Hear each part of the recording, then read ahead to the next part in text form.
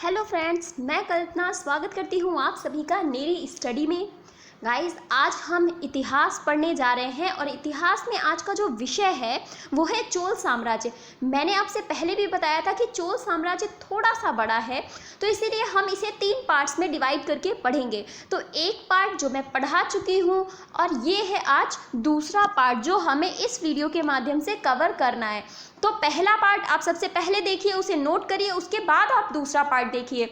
और इसका जो थर्ड पार्ट होगा उसमें हम कवर करेंगे जो भी चोल साम्राज्य की साहित्य था या प्रशासनिक स्थितियां थी, उस समय की कैसी परिस्थितियां थी, राजनीतिक व्यवस्था कैसी थी, तो वो जितना भी पार्ट है वो हम थर्ड पार्ट में कवर करेंगे। तो आज सेकेंड पार्ट में हम कवर करेंगे चोल साम्राज्य से संबंधित जो भी बचे हुए राजा थे, कैसे उनमें एक परिवर्तन आया, कैसे चोल साम्राज्य चोल चालुक्य वंश बना, वो सारी चीज़ें हम आज इस वीडियो में कवर करेंगे। सो गेट रेडी। और आप इस वीडियो को सबसे पहले लाइक कर दें, शेयर कर दें और प्लीज़ इस चैनल को अगर आप पहली बार आए हैं तो सब्सक्राइब तो ज़रूर कर लें, क्योंकि ये चैनल आपके लिए बहुत इंपॉर्टेंट बनने वाला है। यहाँ से आप करंट अफेयर्स भी कवर कर सकते हैं और स्टैटिक जीके भी कवर कर सकते हैं। इसके साथ साथ डीपली हिस्ट्री तो मैं कवर करा ही रही हूँ। तो स्टार्ट करते हैं हमारा आज का वीडियो, जो कि रिलेटेड है चोल साम्राज्य से। हम प्राचीन भारत का इतिहास कवर कर रहे हैं जो कि अब समाप्ति के दौर की तरफ चल रहा है। तो चोल साम्राज्य के बारे में हमने जो अभी तक पढ़ा उसमें हमने पढ़ा इसके संस्थापक विजयालय के बारे में, उसके अलावा जो भी इस वंश के राजा हुए, जैसे आदित्य प्रथम हुए, परांतक प्रथम हुए, बहुत जो महत्वपूर्ण राजा जिनमें नाम आता है राजराज प्रथम का, राजेंद्र प्रथम का, राजाधिराज प्रथम का, तो इन सभी राजाओं को हम पढ़ चुके हैं और ये सभी राजा इस वंश के सबसे प्रतापी राजाओं में जाने जाते हैं। इसके अलावा आज हम जो राजा पढ़ेंगे उनमें है राजेंद्र द्वितीय का नाम, जिनका शासनकाल प्रारंभ होता है 1052 से लेकर के 1063 ईस्वी तक इन्होंने शासन किया था। तो यह राजाधिराज का छोटा भाई था, क्योंकि राजाधिराज तक हम पढ़ चुके थे। राजाधिराज के बाद जिसने शासन किया उनका नाम आता है राजेंद्र द्वितीय का, और ये राजाधिराज के छोटे भाई थे जो कि उसके युद्ध में मारे जाने के बाद रणक्षेत्र में ही राजा बना। क्योंकि पहले क्या होता था कि जैसे अब कोई भी व्यक्ति अगर युद्ध लड़ने जा रहा है तो उसके घर के जितने भी सदस्य होते थे, जो भी पुरुष सदस्य होते थे, वो युद्ध में भाग लेते थे। कई जगह पर महिलाएं भी युद्ध में भाग लेती थी, परंतु चोल साम्राज्य में पुरुष सदस्य भाग लेते थे और इसके भाई ने इस युद्ध में इसके साथ भाग लिया था। परंतु इस युद्ध में राजाधिराज की तो मृत्यु हो गई। जब रणक्षेत्र में राजा की मृत्यु हो गई तो उस परिस्थिति को देखते हुए राजेंद्र द्वितीय रणक्षेत्र में ही राजा बन गया अपने भाई की जगह पर। इसके काल में भी चोल चालुक्यों का संघर्ष चलता रहा, क्योंकि मैंने आपको बताया प्रथम जो पहला पार्ट है इसका, उसमें मैंने बताया कि चोल और चालुक्यों के बीच एक संघर्ष शुरू हो गया था, क्योंकि दोनों आपस में मतलब क्षेत्रों पर शासन करने के लिए झगड़ा करते रहते थे। तो ये संघर्ष काफी लंबा चला, जो कि राजेंद्र द्वितीय के शासनकाल में भी चलता रहा था। चोल अभिलेख के अनुसार राजेंद्र द्वितीय कोल्हापुर तक जा पहुंचा। कोल्हापुर इनके लिए एक महत्वपूर्ण क्षेत्र था। तो ये क्या हुआ, राजेंद्र द्वितीय जो था वो ऐसा चोल अभिलेख से हमें पता चलता है कि राजेंद्र द्वितीय कोल्हापुर तक जा पहुंचा और उसने वहां कीर्ति स्थापित कराई, एक विजय स्तंभ स्थापित किया। इसका तात्पर्य है कि जब वो कोल्हापुर पहुंचा चालुक्य के क्षेत्र में, तब उसने वहां पर क्या किया, वहां पर विजय प्राप्त की, जिसके बाद उसने एक विजय स्तंभ स्थापित कराया। तो इससे पता चलता है कि जीत किसकी हुई, वो राजेंद्र द्वितीय की हुई थी। आगे हम देखेंगे तो विल्हड़ की विक्रमांग देव चरितम के अनुसार सोमेश्वर प्रथम ने चोलों के केंद्र कांची पर आक्रमण किया था। कांची एक व्यापारिक केंद्र था इनका, जहां से ये व्यापार किया करते थे, काफी प्रसिद्ध केंद्र था इनके लिए, चोल वंश के लिए, जिस पर कहते हैं कि आक्रमण किया था सोमेश्वर प्रथम ने। इसके बाद क्या हुआ कि राजेंद्र द्वितीय ने संपूर्ण चोल साम्राज्य पर अपनी शक्ति बनाए रखी, परंतु आक्रमण करना अलग बात है, आक्रमण को जीतना, आक्रमण के बाद उस युद्ध को जीतना या किसी व्यक्ति को हराना, ये मैटर करता है। तो क्या हुआ कि राजेंद्र द्वितीय ने इन सब परिस्थितियों का सामना करते हुए भी अपने साम्राज्य को बचा कर रखा और अपनी शक्ति को बनाए रखा। इसके बाद क्या हुआ कि इसके बाद वीर राजेंद्र शासन करने के लिए आए। तो 1063 ईस्वी से लेकर के 1070 ईस्वी तक इन्होंने शासन किया। ये राजेंद्र द्वितीय का अनुज था। अब ये भी इनका छोटा भाई था राजेंद्र द्वितीय का। ये वीर राजेंद्र राजकेसरी इनकी उपाधि कह सकते हैं आप, क्योंकि ये अपने नाम के आगे राजकेसरी लगाते थे। तो वीर राजेंद्र राजा बना और चालुक्यों से ये भी लड़ता रहा। अब यहाँ भी चालुक्यों से संघर्ष जारी रहा। इसने कृष्णा व तुंगभद्रा के संगम पर कूडल संगमम के युद्ध में सोमेश्वर प्रथम को बुरी तरह पराजित किया, क्योंकि सोमेश्वर प्रथम बार बार युद्ध कर रहा था, बार बार आक्रमण कर रहा था। तो ऐसी परिस्थिति में कृष्ण और तुंगभद्रा का जो बीच का क्षेत्र था वो कृष्ण और तुंगभद्रा का दोआब क्षेत्र बोला जाता था, जिसके लिए राजाओं के बीच में संघर्ष होता रहता था। तो किसी भी नदी के बीच का जो क्षेत्र होता है वो सबसे उपजाऊ क्षेत्र होता है, और जाहिर सी बात है जब उपजाऊ होगा तो वहाँ से आय ज़्यादा होगी। तो ऐसे में किसी भी साम्राज्य से अगर वो क्षेत्र जुड़ेगा तो उस साम्राज्य के पास धन अधिक होगा। तो इसीलिए ये राजा आपस में झगड़ा करते रहते थे। तो यहीं पर क्या हुआ कि कृष्णा और तुंगभद्रा के संगम पर कूडल संगमम के युद्ध में सोमेश्वर प्रथम बुरी तरह पराजित हुआ वीर राजेंद्र के द्वारा। और वीर राजेंद्र ने सोमेश्वर प्रथम की युद्ध स्थान पर एक कायर प्रतिमा बनवाई।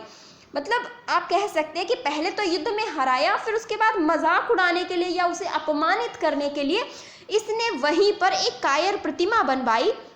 तो उसके बाद क्या हुआ, इस अपमान के कारण सोमेश्वर प्रथम ने तुंगभद्रा नदी में कूदकर आत्महत्या कर ली। मतलब एक राजा जो कि इतनी वीरता पूर्वक लड़ा और उसके बाद जब सामने वाले राजा ने उसको अपमानित किया तो वो उस अपमान से इतना ज़्यादा कह सकते हैं कि परेशान हो गया, कहते हैं ना कि मेंटली स्ट्रेस आ गया।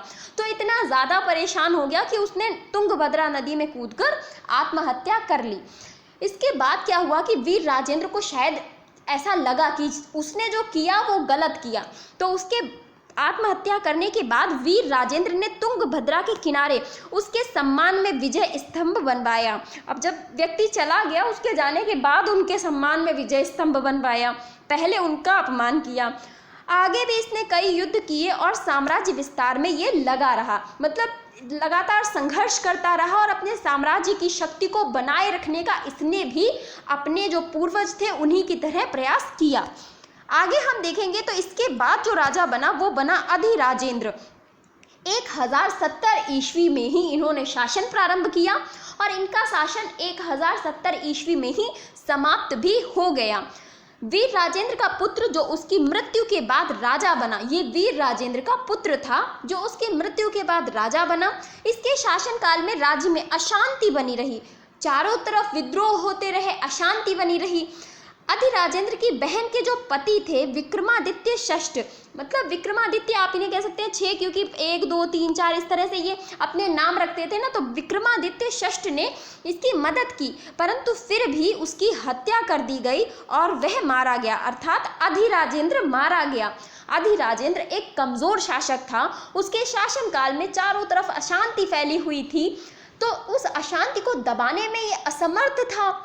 इसके बहन के पति जिसको बहनोई बोला जाता है उसने भी इसकी मदद की, परंतु ये संभव नहीं हो सका कि वो उस मदद का मतलब लाभ उठा पाता। उससे पहले ही उसकी हत्या कर दी गई और वह मारा गया। तो इसी वजह से इसका शासनकाल 1070 ईस्वी में प्रारंभ होकर 1070 ईस्वी में ही समाप्त हो गया। यहाँ पर ही विजयालय द्वारा स्थापित चोल साम्राज्य का पतन हो गया। जिस चोल साम्राज्य की स्थापना विजयालय के द्वारा की गई थी उसका अंत अधिराजेंद्र के साथ हो गया। परंतु इसके बाद क्या हुआ, क्योंकि अधिराजेंद्र का तो कोई पुत्र था ही नहीं जो उसके शासन को संभालता, तो ऐसी परिस्थिति में आगे क्या हुआ, आगे एक चोल चालुक्य वंश बनकर हमारे सामने उभरा जिसका नाम रखा गया चोल चालुक्य वंश। अब इसके पीछे की क्या कहानी है वो मैं आपको बताती हूँ कि कुलोत्तुंग प्रथम नाम का 1070 ईस्वी से 1022 ईस्वी तक इसने शासन किया। 1070 ईस्वी से 1122 ईस्वी तक शासनकाल इनका कुलोत्तुंग प्रथम का रहा। अब इनके विषय में मैं आपको बताती हूँ कि अधिराजेंद्र का तो कोई पुत्र नहीं था और उनकी मृत्यु हो गई, तो उसके बाद शासन कौन संभालेगा। तो आपस में लोगों में होड़ लग गई कि चोल साम्राज्य को अब मतलब सभी चाहते थे कि वो संभाले। तो ऐसी परिस्थिति में क्या हुआ कि गद्दी पर राजेंद्र द्वितीय ने दावा किया। अब ये राजेंद्र द्वितीय वो नहीं है, वो तो पहले ही समाप्त हो गए। राजेंद्र द्वितीय जिनको हमने अभी कुछ देर पहले पढ़ा वो पहले ही समाप्त हो गए। ये राजेंद्र द्वितीय कोई और व्यक्ति है। अब इनकी उत्पत्ति का मतलब कहाँ से इनकी उत्पत्ति हुई, कहाँ से ये आए और इन्होंने दावा कैसे किया वो मैं बताती हूँ। कि वेंगी के विमलादित्य ने राजराज प्रथम की पुत्री जो थी जिनका नाम था कुंदवा, उनके साथ विवाह किया। किसने? वेंगी। वेंगी के चालुक्य वंश आपने पढ़ा होगा ना कि वेंगी के चालुक्य वंश का राजा था विमलादित्य।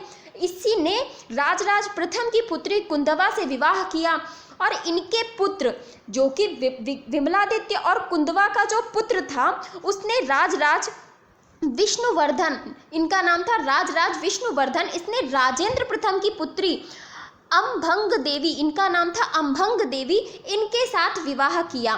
फिर इसके बाद क्या हुआ, इससे उत्पन्न राजेंद्र द्वितीय जो कि किनका पुत्र था? अम्भंग देवी और राजराज विष्णुवर्धन। तो इनका पुत्र कौन हुआ? राजेंद्र द्वितीय, जो कि दावा करने वाला है। ये चालुक्य, यही बाद में कुलोत्तुंग प्रथम बनेगा। इसी ने स्वयं राजेंद्र देव द्वितीय की पुत्री मधुरांतकी से विवाह किया। तो क्या हुआ कि मतलब आप एक तरह से ये कह सकते हैं कि जैसे मामा की बेटी के साथ शादी करना, तो वही यहाँ पर हुआ कि उनकी मतलब अपने मामा की बेटी से शादी की और उसके बाद क्या हुआ कि ये एक तरह से उस गद्दी पर दावा करने वाला स्वयं को कहने लगा।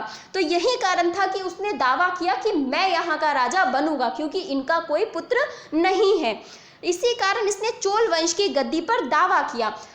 अगर देखा जाए तो इस कह सकते हैं कि एक तरह से इसमें चोल और चालुक्य का मिश्रित रक्त था।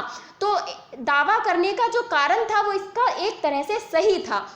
आगे देखते हैं आगे क्या हुआ कि कुलोत्तुंग प्रथम ने अपने पुत्र राजराज मुम्माडी चोल को वेंगी का शासक बनाया। इसने जो इसका पुत्र था उसको तो इसने वेंगी का शासक बना दिया, क्योंकि वेंगी में भी तो किसी को शासक रहना जरूरी है। अगर पिता चोल साम्राज्य संभालने जा रहा है तो वो अपने पुत्र को वहाँ जहाँ पर वो पहले शासन कर रहा था वहाँ पर उसे छोड़कर जाएगा। तो मुम्माडी चोल को इन्होंने वेंगी का शासक बना दिया। आगे क्या हुआ कि कुलोत्तुंग ने पांड्य और केरल राजाओं तथा अन्य सामंतों का दक्षिण में दमन किया, क्योंकि अशांति फैली हुई थी। वही अशांति जिसने अधिराजेंद्र की हत्या की और उसी अशांति को शांत किया किसने? कुलोत्तुंग प्रथम ने, क्योंकि ये एक शक्तिशाली शासक था। इसीलिए दावा करने के बाद ये राजा भी बन गया। इसने कलिंग पर 2 बार अधिकार किया। कलिंग जो कि उड़ीसा का क्षेत्र है, इस पर इसने 2 बार अधिकार कर लिया। इसके बाद कुलोत्तुंग प्रथम का मतलब इनके विषय में जो पता चलता है कि कुलोत्तुंग प्रथम का किसी भी समुद्री पार द्वीप पर अधिकार नहीं था। चोल वंश के बारे में मैंने आपको पढ़ाया था कि 1200 द्वीपों पर शासन करने वाले राजा किसमें थे? तो चोल वंश में थे। परंतु क्या हुआ कि जब आपको पता ही है कि जब अशांति फैलती है तो जिन पर हमने अधिकार किया हुआ है, जिन पर किसी राजा का शासन चल रहा है, तो जब राजा की हत्या हुई तो वो स्वयं को स्वतंत्र घोषित कर देते हैं। तो शायद यही हुआ कि अधिराजेंद्र की हत्या के बाद जो आसपास के द्वीप के राजा थे जिन पर चोल वंश का शासन चल रहा था, उन्होंने स्वयं को स्वतंत्र घोषित कर दिया और कुलोत्तुंग प्रथम का जो कह सकते हैं कि हाथ से वो द्वीप निकल गए। तो समुद्र पार किसी भी द्वीप पर कुलोत्तुंग प्रथम का अधिकार नहीं रह गया था। कुलोत्तुंग प्रथम ने अपने शासनकाल में राज्य की आंतरिक व्यवस्थाओं में भी सुधार किया। इसने क्या किया कि तो जो भू राजस्व व्यवस्थाएं थी, कर व्यवस्थाएं थी, उनमें सुधार करने का प्रयास किया। इसके साथ साथ धार्मिक व साहित्यिक कार्य भी इसके शासनकाल में किए गए। ये परम शैव उपासक था, शिव का उपासक था, परंतु इसने बौद्ध चैत्य विहारों के लिए दान भी दिया। बौद्ध चैत्य विहार जो बनवाए जाते हैं जहाँ बौद्ध धर्म के भिक्षु रहते हैं उनके लिए दान भी दिया। परंतु एक अपवाद यहाँ पर सुनने के लिए आता है इतिहासकारों के माध्यम से कि वो अपवाद ये है कि आचार्य रामानुज का नाम है, जो कि वैष्णव धर्म के समर्थक थे। उनको इसने इतना ज़्यादा परेशान कर दिया था क्योंकि ये स्वयं शैव उपासक था और वो वैष्णव धर्म के समर्थक थे। तो उनको इसने इतना परेशान कर दिया कि वो इसके साम्राज्य को छोड़ करके, मतलब चोल वंश का जो भी साम्राज्य था उसको छोड़ करके वो मैसूर चले गए थे। इतना इसने मतलब कह सकते हैं कि उन्हें परेशान किया।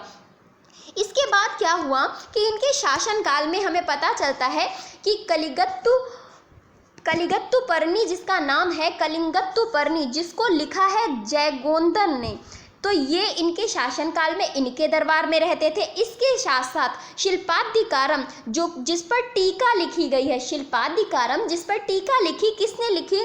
आदित्य कर्नुल नल्लर, ये इनका नाम है। तो इन्होंने इस पर टीका लिखी, ये भी इन्हीं के शासनकाल में इनके दरबार में, मतलब कुलोत्तुंग प्रथम के दरबार में रहा करते थे।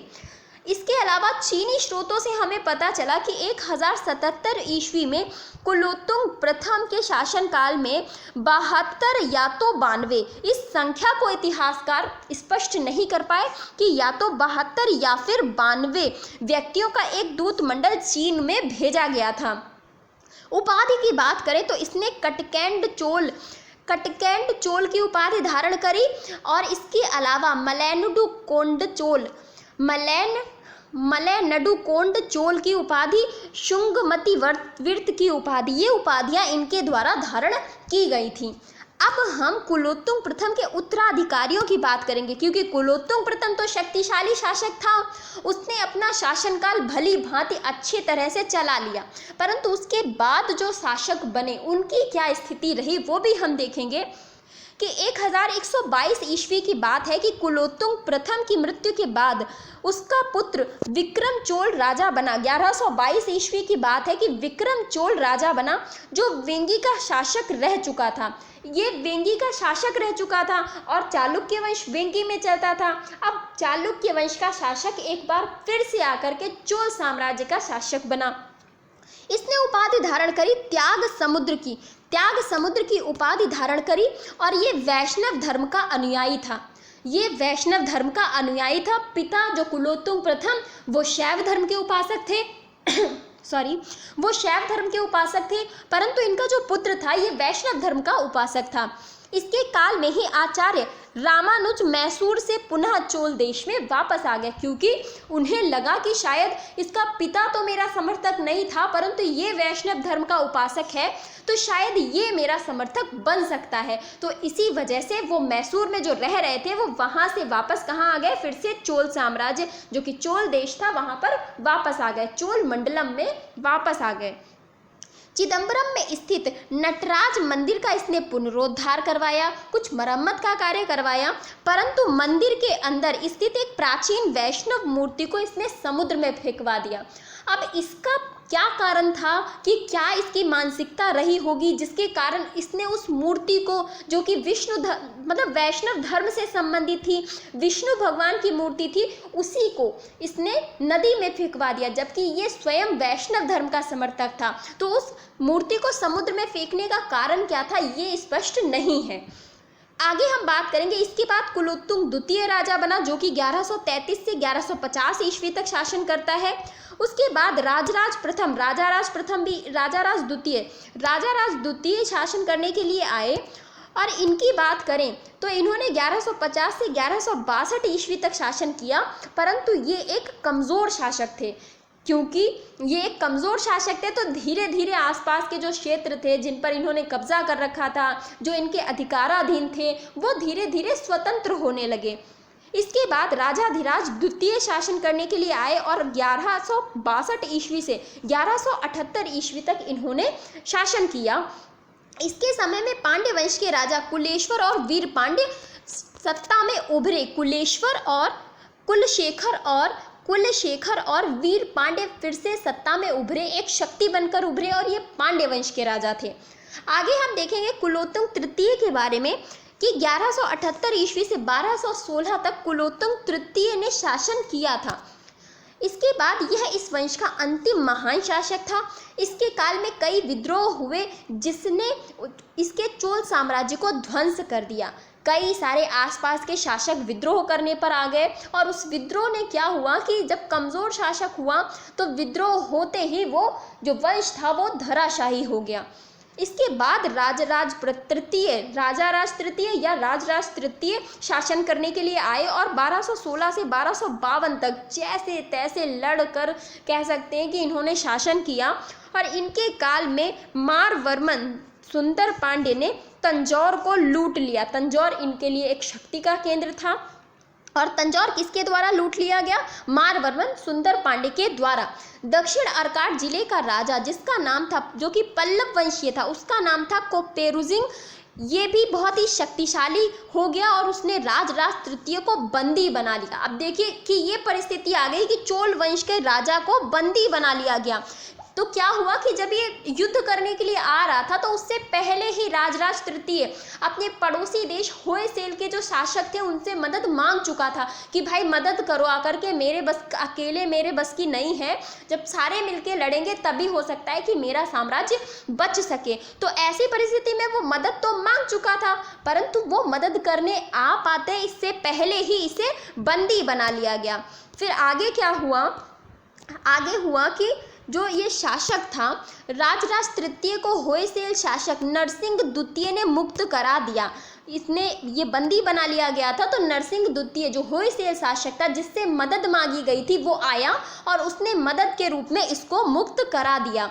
1246 ईस्वी में राजराज तृतीय व राजेंद्र तृतीय के मध्य गृह कलह प्रारंभ हो गई।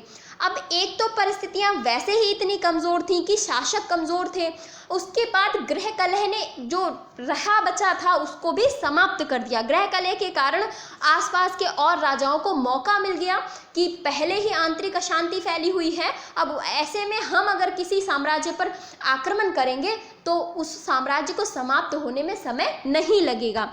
इस गृह कलह का लाभ उठाते हुए होयसेल, वारंगल, काकतीय, मदुरा के पांड्य, इन सभी ने चोल साम्राज्यों के जितने भी भाग थे उनको छीन लिया। राजेंद्र तृतीय इसके बाद राजा बने और इनके बारे में पता चलता है कि इसने 1246 से 52 तक अपने भाई के साथ साथ शासन किया, कि भाई शासन कर रहे हैं उनके साथ में ये भी शासन कर रहे हैं। और उसके बाद 1267 ईस्वी तक इसने स्वतंत्र रूप से शासन किया। इसी के काल में सुंदर पांड्य ने चोल साम्राज्य पर आक्रमण किया और कांची पर पूर्णतः अधिकार कर लिया। कांची जो कि केंद्र था इनका, उस पर पूर्णतः अधिकार कर लिया। सुंदर पांड्य ने इस अधिकार के बाद महाराजा धीराज की उपाधि धारण करी, स्वयं को महाराजा धीराज घोषित कर दिया। और इसके बाद राजेंद्र तृतीय संभल ना सका और यहीं पर चोल साम्राज्य का अंत हो गया। चोल या चोल चालुक्य या चोल साम्राज्य पूर्णतः जहाँ पर समाप्त हुआ वो था राजेंद्र तृतीय। परंतु अगर हम बात करें अधिराजेंद्र के पास तो वहाँ पर विजयालय द्वारा स्थापित चोल साम्राज्य का अंत माना जाता है। तो ये था चोल साम्राज्य, जिसके बारे में मैंने आपको जो भी राजाओं से संबंधित जानकारी थी वो दी। आप इसका नोट्स बनाइए और उनको रिवीजन करते चलिए। इसके साथ साथ जो भी इसका थर्ड पार्ट आएगा उसमें हम जो भी इनकी परिस्थितियां थी उनका वर्णन करेंगे और उन्हें कवर करेंगे। तो आप देखना ना भूलें, कोई भी वीडियो मिस ना करें और जल्दी से जल्दी देख करके उसके नोट्स बना लिया करें। तो कैसा लगा आज का वीडियो प्लीज़ मुझे कमेंट बॉक्स में ज़रूर बताइएगा। Thank you so much.